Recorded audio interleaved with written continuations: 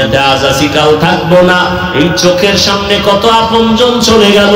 ওই গতকাল পরশুদিন খবর জানো না বাবা, এই ঈদকে কেন্দ্র করে কত লাশ আর লাশ আর লাশ বাইকের তলে পড়ে অ্যাক্সিডেন্ট হয়ে, ওই যে গতকালও এক জায়গায় 12 জন মারা গেছে, তার আগের দিন এক জায়গায় 14 জন মারা গেছে।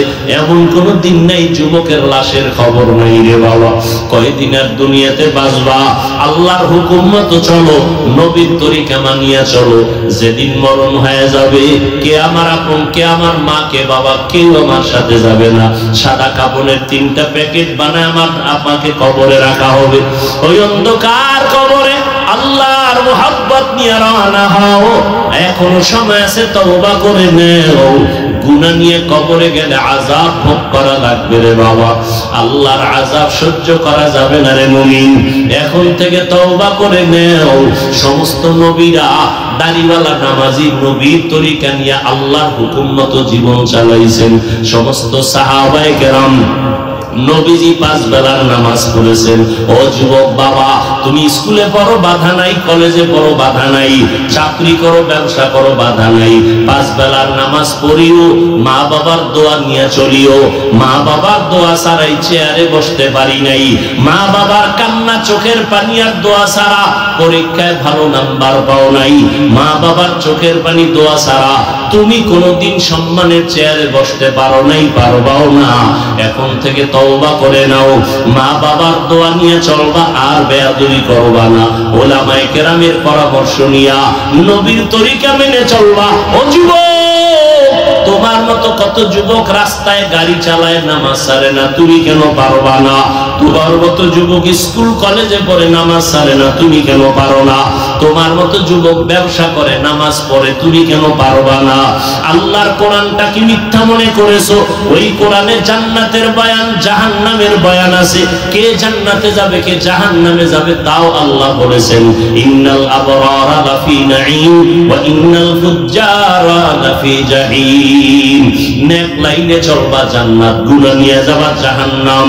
ও বাবা, তুমি কি পরিমাণ নেক করে নিজের হিসাবটা মিলাইয়া নাও। যদি গুনাহ বেশি হয় তওবা করো, মনে মনে আল্লাহকে ডাকো, হে মালিক। নবী যদি সারা রাত নামাজে কান্না করেন, সাহাবায়ে কেরাম যদি আমলের ময়দানে কান্না করেন, জান্নাতের সুসংবাদ পাওয়ার পরই আম্মা জান ভাবলেন কোন বিবির ঘরে যাবেন, আম্মা জান বলেন না।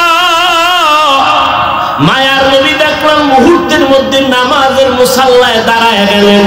আমার হুজরার কিনারায় অন্ধকার নামাজে দাঁড়ায় গেলেন, ভিন্ন কোনো বাতি নাই, নবীর চেহারা মোবারকটা একটা বাতি, একটা আলো। নবীজি নামাজে দাঁড়াইলেন, সূরা ফাতিহা পড়তেছেন। আমি ঘুমের বাহানা ধরে সব দেখতেছিলাম। আল্লাহর নবী সূরা ফাতিহা শেষ, সূরা বাকারা পড়তেছেন। আর অজর দাঁড়ায় কান্না কান্না কান্না, চোখের পানি পড়ে দাড়ি মোবারক ভিজে যাইতেছে, বুক ভাসাইয়া যাইতেছে। সূরা বাকারাটা শেষ করে আবার আরেকটা সূরা পড়া শুরু করলেন। ওই সূরাটা শেষ, আবার আরেক সূরা শুরু করলেন। এইভাবে পড়তেছেন পড়তেছেন, আল্লাহর সাথে কথা বলতেছেন, আর অঝর দ্বারাই নবী কান্না করতেছেন। এখনো রুকুর খবর নাই, সিজদারও খবর নাই। দীর্ঘ টাইম আমার নবী নামাজে গভীর রাত চোখের পানি ফেলে তেলাওয়াত করেন। অনেক সময় যা আমার জীবনে আমি দেখছি কিনা সন্দেহ। মায়ার নবী এত দীর্ঘ টাইম নামাজে দাঁড়াইয়া অনেকগুলো সূরা তেলাওয়াত করিয়া মাত্র রুকুর মধ্যে চলে যাচ্ছেন। আমি দেখতেছি নবী রুকুর মধ্যে গিয়াও কান্নার আওয়াজ। দীর্ঘ টাইম রুকু থাকার পরে দাঁড়াইলেন। এরপরে প্রথম রাকাতের মাত্র প্রথম সিজদায় চলে গেলেন। সিজদায় গিয়ে এমন কান্না, আমার আল্লাহর মুহাব্বতের কান্না চলতেছে। মাত্র প্রথম রাকাতের প্রথম সিজদা, দ্বিতীয় সিজদা এখনো নবী দেন নাই। নবী কান্না করতেছেন। হঠাৎ করে হুজরার বাইরে বেলালের আওয়াজ আসতেছে। বেলাল ডাক দিয়ে বলেন, নবী প্রস্তুতি নেন, ফজরের সময় কাছাকাছি হয়ে গেছে। মাত্র প্রথম রাকাতের প্রথম সিজদা, দ্বিতীয় সিজদাও দেয় নাই নবী। কি পরিমাণ টাইম নবী লাগায় নামাজ পড়লেন, কি পরিমাণ তেলাওয়াত করলেন, কি পরিমাণ রুকু করলেন, কি পরিমাণ সিজদা আর কান্না। রহমতের নবী বেলাল বলে, রেডি হন, প্রস্তুতি নেন, ফজরের টাইম কাছাকাছি, আজান দেওয়ার জন্য আমি হাজির হয়ে গেছি। আম্মা জান আয়েশা বলেন, নবীর আশ্চর্য ধরনের এই রকম বহু ঘটনা। নবী এতটাই আল্লাহর মহব্বতে বিভোর, আল্লাহ যেইভাবে নামাজটা চাইছেন ওইভাবে নামাজ পড়তে পারলেন কিনা নিজের একটু প্রশ্ন করেন বাবা। দুনিয়াতে আবু বকর পার্শ্বে নবীজির, নবীও বসা, এক ইহুদি নবীর সামনে দাঁড়ায় অকথ্য ভাষায় এক চাটিয়া গালাগালি, খামাখা। নবী মুস্কি মুস্কি হাসেন। আবু বকর সিদ্দিকের জিভে চোখ লাল হয়ে গেছে। নবী ইশারা দিলেন, কোনো জবাব দিবেন না। কিন্তু কত আর সহ্য করা যায়, নবীরে গালি দিবে আর আমি চুপ থাকবো, এটা হতে পারে না। আবু বকর এক পর্যায়ে জবাব দেওয়া শুরু করলেন। নবীজির মনটা বেজার হয়ে গেল। ইহুদি চলে গেল। নবীজিকে আবু বকর সিদ্দিক জিজ্ঞাসা করলেন, হে আল্লাহর রাসূল, আপনি মন খারাপ করলেন কেন আমি জবাব দিতে গিয়ে? নবীজি বললেন, হে আবু বকর,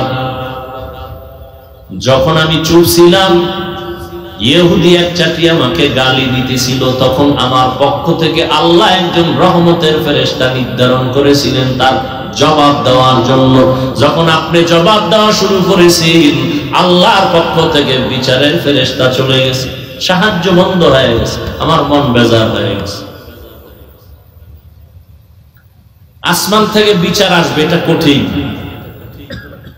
নিজে বিচার করতে যাবেন, এটা কঠিন হবে না, বরং মাইক দিতে গিয়ে নিজেও দিয়ে একটা খাইবেন। আর খোদায় যদি দেয়, আপনি ধরা ছোঁয়ার বাইরে ঘুমের তুইটা দেখবেন আর বাড়ি ঘরে আগুন লেগে গেছে, ও আপনার দোষ দিতে পারবে? কোনো দোষ নাই। আল্লাহর কাছে কাঁদবেন, আল্লাহ যদি আমারে জ্বালাইতেছে, আল্লাহরে বলতে থাকেন। মুসা নবী একদিন আল্লাহরে, আল্লাহ এই ফেরাউন যে আমারে জ্বালায়, তুমি দেখো না? দেখি। তামসা চাও তুমি? এই ফেরাউনের মারতে তোমার কয় সেকেন্ড লাগে? কয় এক সেকেন্ডও না। এত যে গালাগালি করে আমারে, তুমি কি তামাশা দেখতেছো? আল্লাহ জবাব দেন, ও মুসা, এই ফেরাউনের বানাইছে কে? কয় আপনি। এ ফেরাউনের বড় বানাইছে কে? আপনি। ফেরাউন বাতাস ভোগ করে খানা খায় কার? কয় আপনার। তাই নাকি? বলে না। ও মুসা, যেই ফেরাউন বেঈমান, আমার বাতাস, আমার পানি, আমার খানা খাইয়া আমার বিরোধিতা করে, সেই ফেরাউন তুমি মুসার বিরোধিতা করা তো কোনো ব্যাপার না। যেই নিমক হারাম মুনাফিকের গোষ্ঠী নবীর বিরোধিতা করে, ওমরে ফারুকের বিরোধিতা করে, সাহাবায়ে কেরামের বিরোধিতা করে, ওই নিমক হারামের গোষ্ঠী মুনাফিকেরা উলামায়ে কেরামের বিরুদ্ধে কথা বলবে, এটা আশ্চর্য কিছু নয়, এটা স্বাভাবিক বিষয়।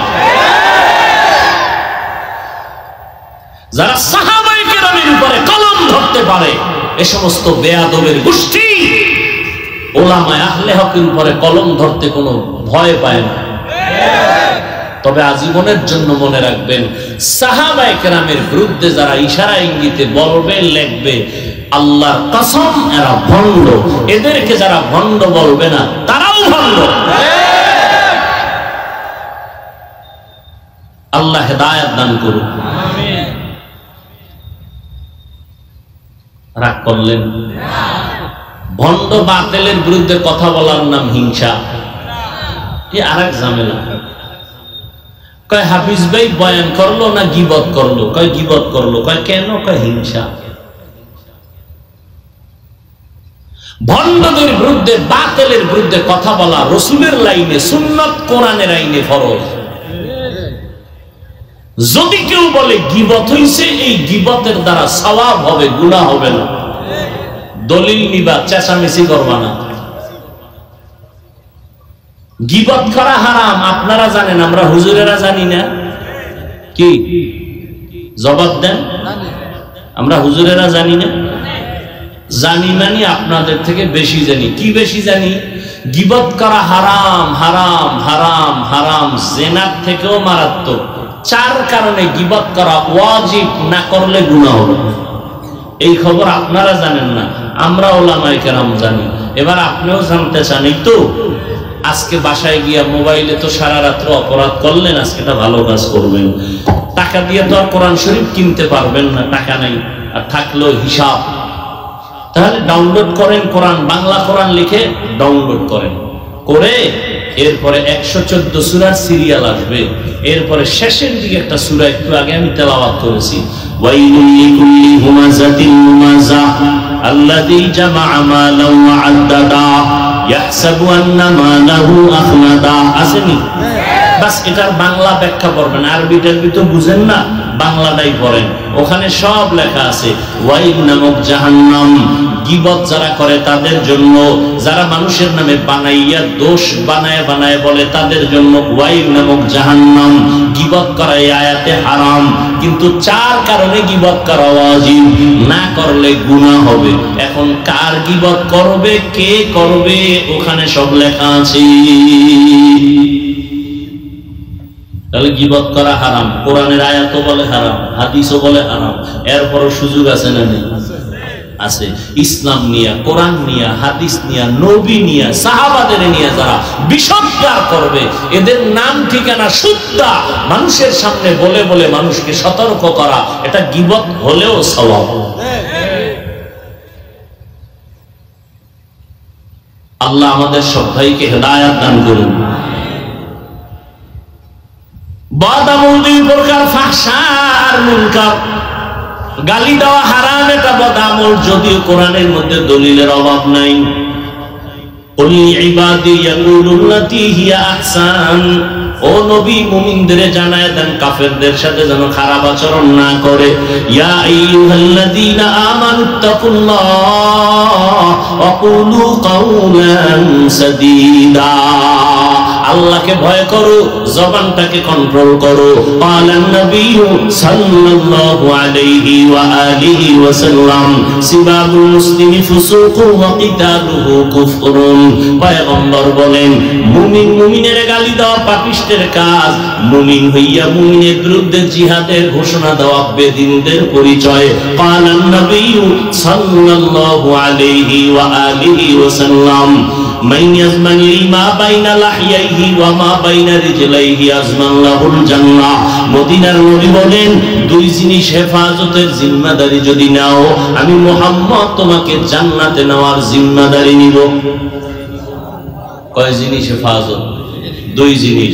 জবানের হেফাজত করো, লজ্জাস্থানের হেফাজত আদা করলাম, তোমাকে আমি জান্নাতে নেওয়ার জিম্মাদারি নিব। আল মুসলিমু মান সালিমাল মুসলিমুনা মিন লিসানিহি ওয়া ইয়াদি।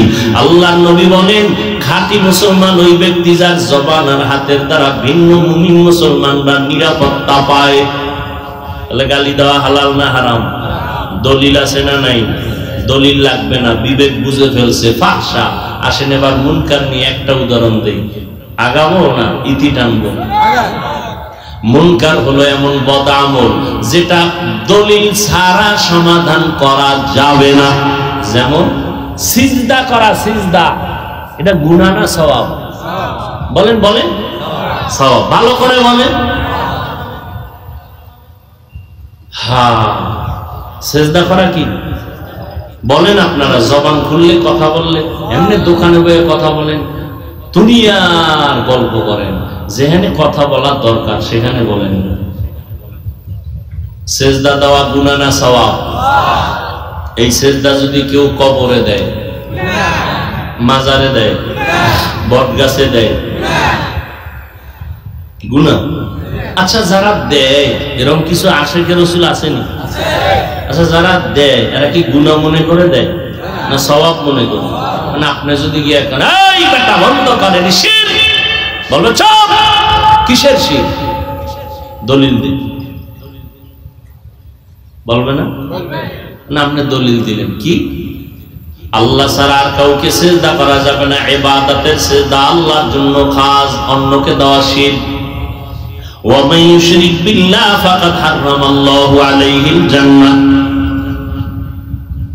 দিছেন একটা দলিল, পাল্টা দলিল দিছে। এই মেয়ে শুনো, তুমি যে বললা ইবাদতের সিজদা আল্লাহ ছাড়া অন্যকে দেওয়া শিরক, আল্লাহর কসম আমরা ইবাদত হিসাবে অন্যকে সিজদা দেই না। কত কেন দাও? আমরা এটা তাযীমান, সম্মানের জন্য দেই। কারণ আপনি বলবেন তুমি যে ইবাদত ছাড়া সম্মানের সিজদা দাও, দলিল বলে দলিল নাও, দলিল নাও।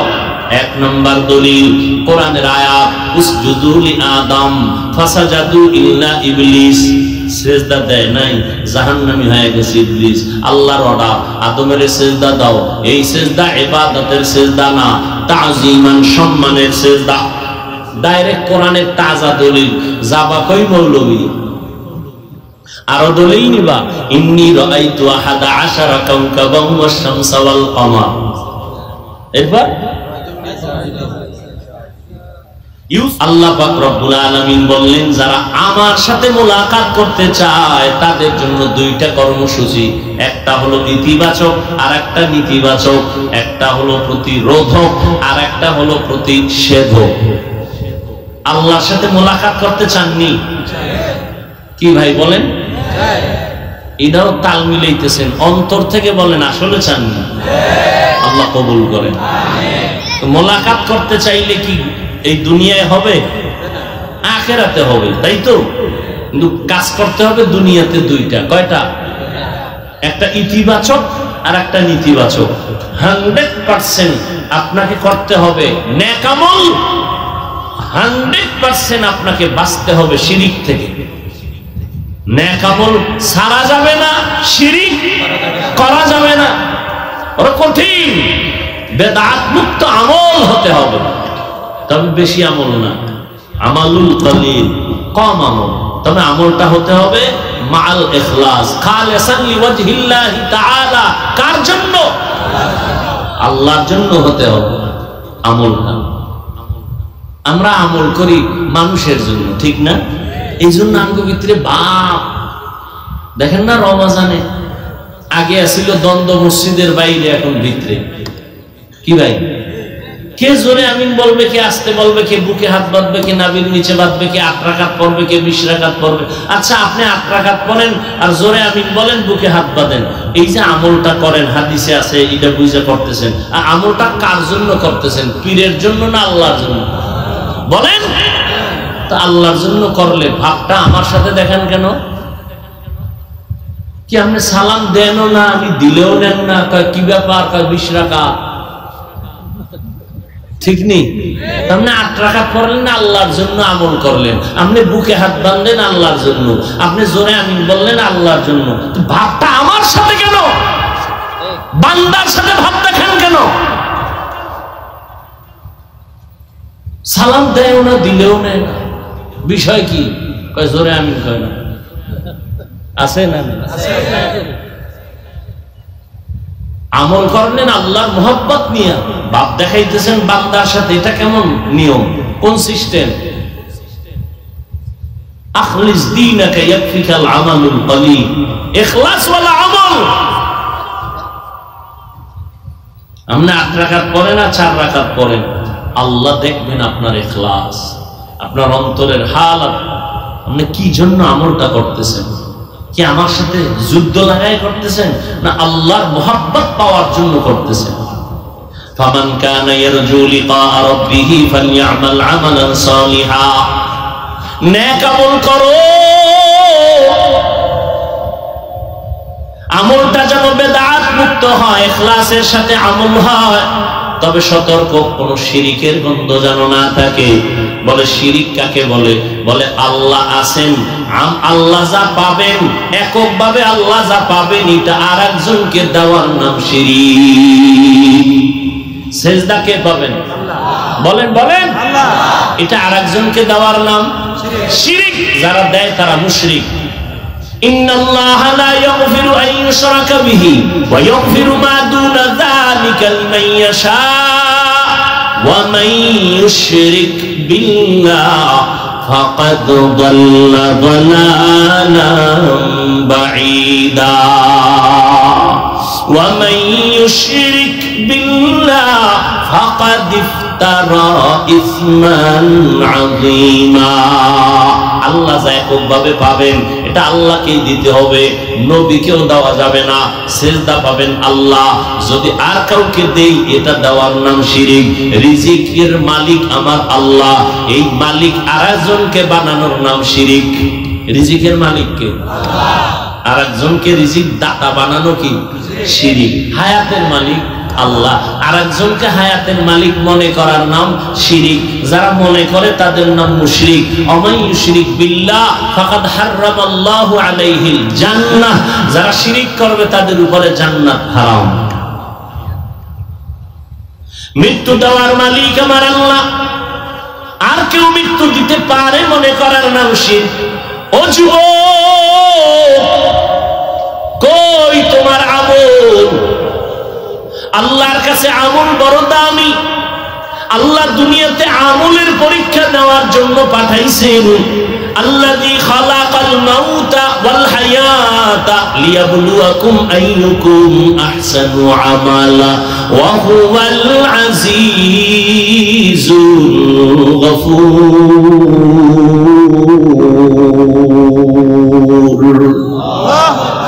আরে মিয়া, বেশি আমল লাগে না, এত আমল লাগে না। আল্লাহ তার চালাকি কম কর, আমি দুনিয়াতে পাঠাইছি আমলের পরীক্ষা নিব। কিসের পরীক্ষা? আমলের পরীক্ষা। যেখানে ঈমানের বয়ান সেখানে আমলের বয়ান। ইন্নাল্লাযীনা আমানু ওয়া আমিলুস সালিহাত, আল্লাহ বলেন যারা ঈমান আনার পরে নেক আমল করবে, কানাত লাহুম জান্নাতুল ফিরদাউসি নুজুলা। যেখানে ঈমানের বয়ান সেখানে আমল। কিয়ামতের ময়দানে জান্নাতীরা জান্নাতে যাইয়া আরামে নাক টেনে ঘুমাবে, কিন্তু আফসোস থাকবে না। একটা আফসোস থাকবে মাত্র, ও আল্লাহ আরেকটু সুযোগ দাও, আরো বেশি আমল করব, জান্নাত দিয়েই দুইটা পেয়ে যাব। আফসোস করবে আরেকটু আমল কেন করলাম না। আর আপনি এখানে ফতুয়াবাজি করেন, এত আমল লাগে না। নবীজির গুনাহ নাই, সাহাবায়ে কেরামরা বেগুনাহ না, জান্নাতি। সমস্ত সাহাবায়ে কেরাম জান্নাতি। বলেন সমস্ত সাহাবায়ে কেরাম? সমস্ত সাহাবায়ে কেরাম জান্নাতি। এর মধ্যে তো ডাইরেক্ট টিকিট পাইছেন কয়জন? এই আবু বকর, ওমর, ওসমান, আলী টিকিট পাইয়াও মৃত্যু পর্যন্ত কান্না কান্না কান্না, তাহাজ্জুদ, ইশরাক, আওয়াবিন, চাষ, এত আমল, এত আমল, নফল সদকা, নফল দান, এত আমল করেছেন জীবনভর। নবীজি হুজরায় আছেন, হঠাৎ করে রাতের গভীরে শুনে কান্নার আওয়াজ। নবী বের হয়ে দেখে আবু বকর নামাজে দাঁড়ায় কাঁদতেছেন। আবু বকর, আপনি নামাজে দাঁড়ায় কাঁদলেন কেন? আবু বকর বলেন, ইয়া রাসূলুল্লাহ, কোরআন শরীফের একটা আয়াত আমারে কান্না করাইতেছে। কি আয়াত? আল্লাহর নবীর জবাবে বলেন, ইন্নাল্লাহা আশতারা মিনাল মুমিনিনা আনফুসাহুম ওয়া আমওয়ালাহুম বিআন্না লাহুমুল জান্নাহ। নবীকে এটা তো সুসংবাদ, আল্লাহ মুমিনের জানমাল কিনে নিয়েছেন, বিনিময়ে মুমিনের জান্নাত দিবেন। এটা তো খুশির কথা, এটা কান্নার কি আছে? আবু বকর বলেন, ইয়া রাসূলুল্লাহ, আমি তো জানি একটা কাপড়ের দোকান দেই, কাপড়ের দোকানওয়ালা আমি। আজ আমার দোকানে একজন মহিলা আসলো, কাপড় কিনে নিয়েছিল অনেক আগে। আমার দোকানে কাপড়টা ফিরাইয়া দিয়া টাকা নিয়ে চলে গেল। আমি জিজ্ঞাসা করেছিলাম, আম্মা জান, আমার দোকানের কাপড়টা আপনি ফিরাইয়া দিলেন কেন? টাকা নিয়ে যান কেন?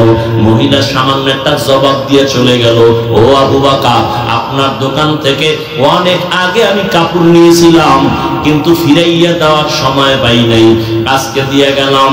কেন ফিরে দিলাম? আপনার দোকানের কাপড় আমার পছন্দ হয় নাই।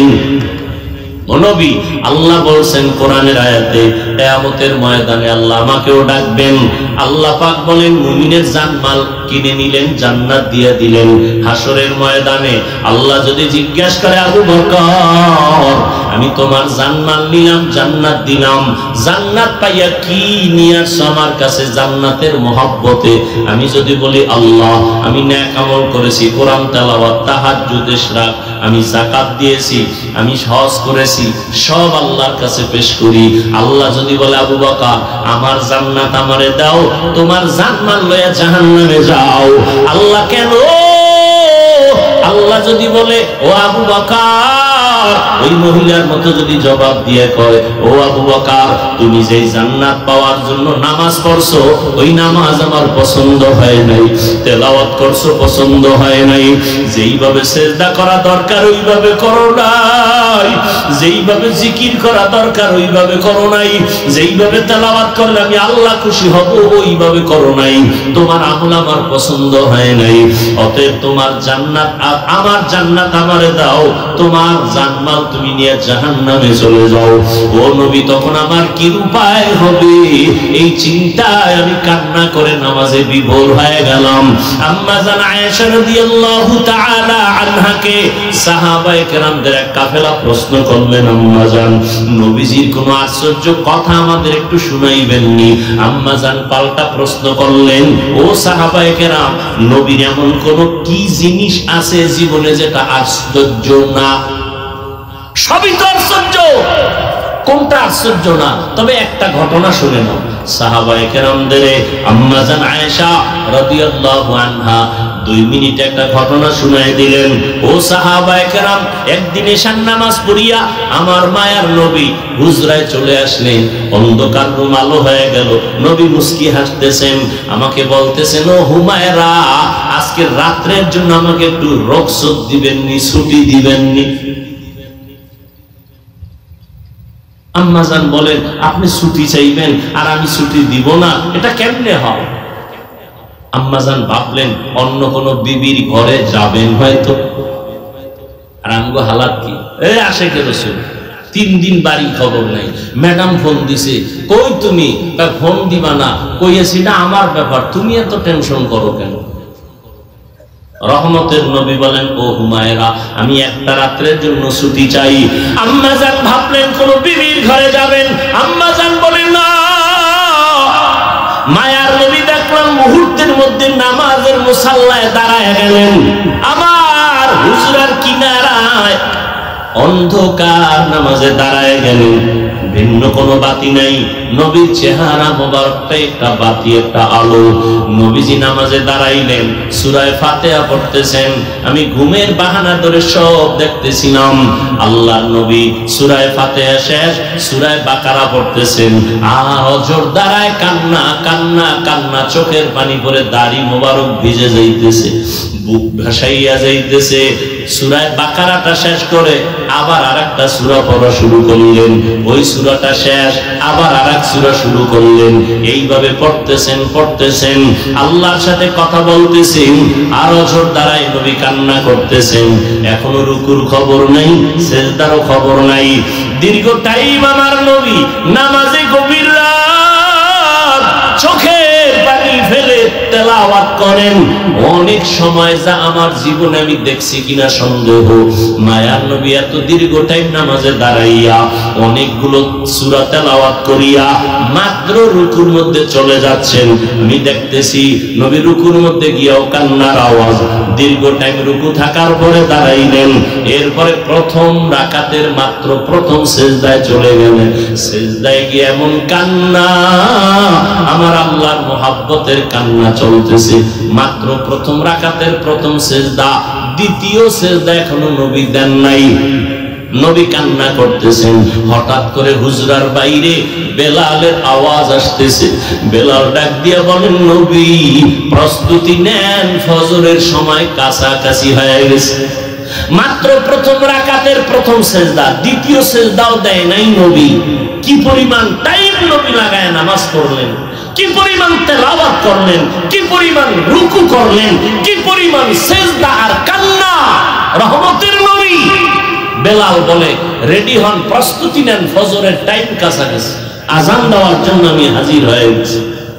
আম্মা জান আয়েশা বলেন, নবীর আশ্চর্য ধরনের এই রকম বহু ঘটনা। নবী এতটাই আল্লাহর মহব্বতে বিভোর, আল্লাহ যেইভাবে নামাজটা চাইছেন ওইভাবে নামাজ পড়তে পারলেন কিনা নিজের একটু প্রশ্ন করেন। বাবা, দুনিয়াতে আজ আছি কাল থাকবো না। এই চোখের সামনে কত আপনজন চলে গেল। ওই গতকাল পরশুদিন খবর জানো না বাবা?